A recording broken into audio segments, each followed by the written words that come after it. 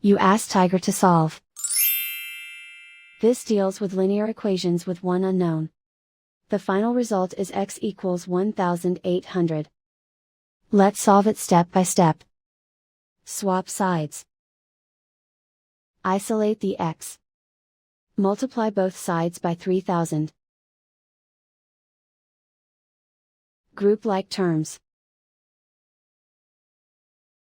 Multiply the coefficients. Simplify the fraction. Multiply the fractions. Simplify the arithmetic. And so the final result is x equals 1800.